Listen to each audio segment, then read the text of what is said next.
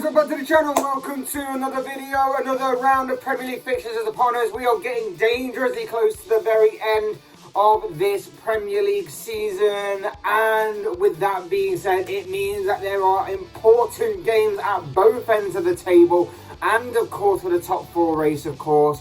We're going to go through them all, we're going to look at them, and we're going to obviously predict them. You know the drill by now. That is obviously what we're going to be doing in this video. But before we go any further, I would like to remind you all to please like the video and also subscribe if you're new. Both things will always and forever be greatly appreciated. And for now, let's get into the predictions. Alright, we're going to jump a little bit ahead to kick things off. We're going to go straight to the 3 o'clock games. And first up, it is a trip to Villa Park for Norwich, who will be obviously taking on Aston Villa. A massive game, this one, for Norwich, because if Norwich are to lose this one and Burnley win their game that they are playing against Watford, then Norwich will be confirmed as relegated. To be honest, the writing's pretty much been on the wall since, well, the beginning of the season. Not many people predicted Norwich that they were going to be able to stay up, and so it has seemingly proven. It is very unlikely that they're going to get out of this relegation battle within the last 5 games of the season. And like I say, a loss here and a Burnley win in their game will confirm that. The only upside for Norwich is that they may live to fight for another week, because Villa haven't been that great in recent games. They drew last week to Leicester to kind of stop the little rot that they've been on the past few weeks. Steven Gerrard's side really need to get back to winning ways. They've got a very good opportunity here against the Norwich side in poor form, and like I say, on the verge of going back down to the Championship another season. In this game, my prediction is that Villa will actually win this game. I think they will condemn Norwich down to the Championship yet again. The yo-yo club between the Premier League and the Championship once again return to the Championship, and Villa will be the ones to send them down after a 2-1 Villa win, in my opinion. Next up, Southampton against Crystal Palace. 2 teams that are confirmed to be safe and sound. They're not really playing for much. They are sitting mid-table, sitting comfortably. This one is just for pride and maybe to see how high up the table either team can finish. Not really much to say on that. Both teams haven't been that great in recent games. They've not been in the best of form between both of them. And that's why I think that this game may have a draw written all over it. Both teams have decent players and obviously can hurt the other, and maybe one of these teams can nick it, but I think I am going to go for a draw with obviously not very much intensity probably going into the game. And obviously maybe both teams are going to be trying out different things ahead of the new season next year.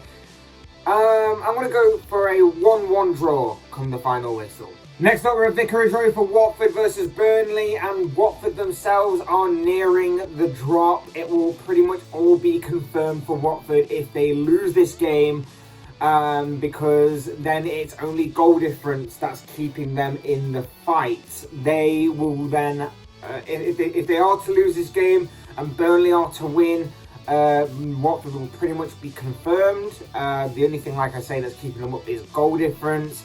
And like I say, if Burnley also do win, they will be condemning Norwich to being relegated as well, should Norwich not win their game, of course. Big game for Burnley themselves. Last week, they managed to get out of the drop zone. They managed to leapfrog Everton out of the bottom 3. So it's an even bigger game for them, and especially with Everton taking on Chelsea this week, a game that they're not favourable to win. This represents a massive game for Burnley, because they could really put some distance between themselves and Everton heading into the final 4 or 5 games of this Premier League season. And maybe Burnley will obviously put more strength behind their survival bid, and that could be really good for them, and it represents a big opportunity for them to take 3 points from a fellow relegation candidate and rival. Like I said, big game. I think it's crazy to think that when Sean Dyche was sacked a couple of weeks ago, we all sat there and we were confused by it. We thought that this was wrong. We didn't like it. But actually, it could turn out to be a very good move by Burnley and a bit of a stroke of good fortune, because they've actually picked up a couple of good results in recent weeks. and it is what is powering Burnley to possibly survive here, and I can see it continuing. I genuinely can. I genuinely think Burnley will get another win in this game, and I think that they'll take advantage of the teams that are put in front of them, and that is why I see Burnley winning this game by 2-1. Next up, we're at Molineux for Wolves taking on Brighton. Big clash this one in some ways. Wolves obviously still in the hunt for European football places, whilst Brighton comfortable, not really pulling up many trees right now. They're kind of safe and sound. They're not really battling for anything, I'd say, this season. But obviously, Wolves haven't had the best of recent weeks and recent games, whilst Brighton have been hit and miss somewhat. It's an interesting game to call. I think it'll be a very interesting game between two slightly contrasting styles of play. I think both sides, ironically, have the same problem. They don't have a consistent or prolific enough striker. And I think that's been telling this season, and I think that is something that they need to definitely address in the summer. A draw could be on, either side nicking it could be on. I'm going to call it down the middle. I'm going to say it's a draw. I'm going to go for a 1-1 draw come the final whistle. Next up, we come to Saturday's evening kickoff as we're at Ellen Road for Leeds taking on Manchester City. Big game, obviously, for Manchester City. This one, they are the current leaders at the top of the Premier League table. They will also know before a ball is even kicked in their game what the Liverpool result was, because Liverpool are the 12:30 kickoff on Saturday, the lunchtime kickoff, whilst obviously, like I say, City are the evening kickoff. Shouldn't matter either way, because obviously City will want to go in with the same mentality that they always do, and that is they want to win, and that should be no different here. You do wonder, though, whether the game midweek against Real Madrid in the Champions League semi-final first leg may have taken a lot out of the players. You know that Leeds are going to be very physical. You know that Leeds are not going to stop running. And that could be the case here. It could add more mileage onto the leg of the Manchester City players. But with their strength and rotation, and I know Pep Guardiola likes to play this underdog card. For some reason, he likes to play this underdog card, despite them obviously not being underdogs, despite them having a injury crisis. But even with all of that, we know what Manchester City are all about. We know what the squad they have. We know the potential and the talent that they have. We know that they are obviously the big favourites to win, regardless of what Pep Guardiola says. So I would love to say that Leeds get a result here, obviously. I would love to say that Liverpool win their game and Liverpool stay top of the table across the weekend and going into the next round of Premier League fixtures. But unfortunately, despite the fact that they've had a Champions League game midweek, they've got the Champions League game to look forward to next week with Man City, so maybe Pep may have one eye on that game as well. I just can't see anything other than a Man City win, to be honest, and that's kind of unfortunate. Manchester City to win this game, I think Leeds will give them a run for their money a little bit, but I think in the end it will be telling the quality and the strength and depth that City have, and that's why I'm going to go for a 3-1 Manchester City win.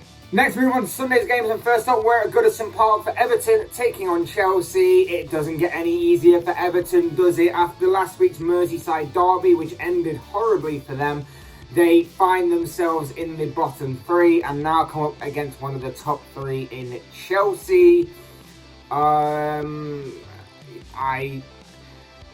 You look at also the other games that are around Everton at this point, and we've already talked about how Norwich could go down this weekend. We already talked about how Watford could pretty much be confirmed to be going down, and the fact that they've got Burnley this week, which could hurt Everton in the process. It doesn't look good for Everton. It genuinely doesn't. And from a Liverpool fan's point of view, it's kind of funny looking at it. But yeah, it just doesn't look good for Everton. And I can see it getting worse because I don't see them getting a result here. Of course, the narrative, other than obviously the relegation battle, is that Frank Lampard returns to face one of his former clubs of Chelsea, both as a player and as a manager. But that that really is not the main focus on this. The main focus, obviously, is the relegation battle and the fact that Chelsea will not be giving out handouts to their former players, regardless of how much of a legend they are. Chelsea to win this game is my prediction. I'm going to go for a 2-0 Blues win and say that this obviously will hurt Everton a lot. We're at the Tottenham Hotspur Stadium for Tottenham, obviously, against Leicester, a game in which, you look at Spurs and you think that obviously they're in the top 4 race. The momentum and the advantage seemingly has shifted once again these past couple of weeks in the favour of Arsenal after it was in Tottenham's hands for a couple of weeks. But like I said, once it's in one of these two teams' hands, once the pressure is all on them, they tend to bottle it, and that is exactly what Spurs did for the past couple of weeks. Now it's over to Arsenal to see if they can pick up the baton and run with it. This game, I would say that it's favourable more to Spurs, obviously, because A, the pressure is once again not on them completely. They just have to chase now, which better suits one of these two teams in terms of obviously the pressure not being on them. And the fact that Leicester, I believe, have got all of their eggs in the European Conference League basket, because they take on Roma. Obviously, this is recorded on Thursday morning, so it's the morning before the Europa League and Europa Conference League games are being played. We don't know the score between Leicester and Roma, but assuming that Leicester don't absolutely annihilate Roma, I can only assume that they're going to announce some sort of rotated squad ahead of this game, and that could play into Spurs' hands and could really help Spurs out. That and the fact that obviously Leicester have been pretty underwhelming this season. My opinion is that Spurs will win this game. Like I say, chasing mentality suits them, and Leicester having their priorities focused on elsewhere will also help them. I'm going to go for a 2-1 Tottenham win. From one top 4 chasing team to another, we come to obviously Arsenal, who travel away in a London derby to face West Ham. Big game this one, not just in terms of the derby, but for obviously the top 4 race. West Ham were in it once upon a time, but now it seems that they've put all their eggs in the Europa League basket. They'll be facing Frankfurt tonight at the time of recording again, and obviously next week in the semi-final first and second leg. So it'll be interesting to see what kind of team they put out. And like I say, that could play into Arsenal's hands. Obviously, after last week's victory over Manchester United and seeing Tottenham once again drop points to Brentford, it means that Arsenal are back in the top 4 and the advantage has shifted onto their shoulders. And now it's about them picking up that baton again and running with it, and this time not fumbling it, not dropping the ball, not dropping the baton, whatever metaphor or whatever it is you want to call it. Arsenal need to maintain their strong position this time around and not drop it, because they were handed a get out of jail free card these past couple of weeks when Spurs dropped points. It's a big game, it's a big London game. Like I say, I think with the rotation that I think West Ham will put out, I think it could play into Arsenal's hands. West Ham also are struggling with injuries and suspensions, with the defence situation in particular being hurt more than anything. And I think it could play into Arsenal's hands. And that is why I am going to go for an Arsenal win. And I am going to say that the Gunners come out of this as 2-1 winners. Next up, Monday night's game, we come to Old Trafford. It's going to be a big game, this one. Manchester United taking on Brentford. United obviously wanting to finish the season off strong, trying to impress the new manager that's going to be coming in Erik ten Hag, of course. Whilst Brentford picked up some very good results in recent weeks. They've been one of the more informed teams of the Premier League in recent games. Very good results here and there, some good performances as well. The likes of Christian Eriksen's really come in, and it's been great to see him take back to the Premier League once again. And this game should be an interesting one between a Man United side who obviously are hit and miss, got some problems of their own, but we'll probably be looking towards a brighter horizon when obviously Ten Hag does take over. So maybe some of these players will actually now start playing because they will know that they're going to be playing for their Man United career. And against a Brentford side who have the players that can hurt and exploit those kind of weak areas in the Man United team. I can see Brentford winning this one. I genuinely can see Brentford winning this one. But the only reason I am going to go for a draw is because I think that some of these Man United players will now turn up. Like I said, I think they'll now turn up a little bit more than they have been all season to try and play for their United career because they know that Ten Hag's coming in. And that is the only reason why I can see this one ending in a draw. But I would not be shocked whatsoever if Brentford win this game and pick up the 3 points. But I am going to go for a 1-1 draw come the final whistle. And finally, in what I believe to be the main event, the biggest game of this round of fixtures this weekend, we come to St James's Park for Newcastle's clash with Liverpool. Historically, this one is always a classic whenever these two teams meet. There's never really been a bad game whenever these two sides have clashed, and I hope that this Saturday will prove to be another great game in prospect. Obviously, it's massive because Liverpool are looking to put pressure on Manchester City before Pep Guardiola's side even kick a ball this weekend. Liverpool could leapfrog City with a win in this fixture and then put pressure on City before they even kick a ball. But Newcastle are no pushovers by any means. They are one of the form teams of the Premier League this year. Obviously, Eddie Howe deserves a lot of credit. Yes, the money situation does factor into it, but let's face it, teams have spent big money before and still managed to go down relegated. I'm looking at Fulham of a few years ago. Aston Villa only just managed to survive by the skin of their teeth a couple of seasons ago. So Eddie Howe deserves all the plaudits in the world for bringing it all together, having the knowledge and understanding to put towards Newcastle's survival bid and doing it rather successfully. This game though, like I say, the stakes are high for Liverpool. You do wonder whether, like I mentioned in the City game earlier, whether or not the games that are becoming thick and fast for Liverpool may take its toll over time. You look at obviously them playing in the Merseyside derby last week and then going on to face Villarreal midweek in the Champions League. Whether that will be a factor or not and whether Newcastle could take advantage of that possible fatigue. I would expect Liverpool again to have the strength and depth to be able to rotate a little bit and to also get the job done in this game. I think maybe Liverpool are hoping that Newcastle have put all of their efforts and all of their hard work into trying to survive in the Premier League, and now that they have done that successfully, they are now kind of just taking it easy a little bit, relaxing on the beach already kind of thing ahead of the summer pre-season, and that Liverpool could take advantage of that. I think that Liverpool, with the form that they're in, I think they should have no problems anyway, regardless of what Newcastle team turns up, but they would obviously prefer it to be a statement maker in this game and to really hurt Newcastle ahead of showing Manchester City that they are not going away anytime soon.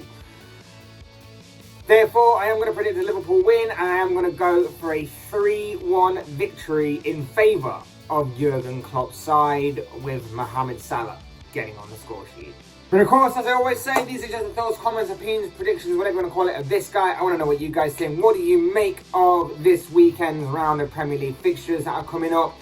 I'd love to know your thoughts, your comments, opinions, predictions, feelings, but most of all, of course, your predictions, because this is a prediction show after all. Down below in the comment section, some short little notes for interesting reading. Otherwise, hit that like button on the way out if you enjoy the video, subscribe if you're new or want to see more content like this. Both things always and for me greatly appreciated. And as always, thank you all so much for watching and listening. I've been Fletch. This has been another Premier League prediction show, and I will see you all again soon in another video.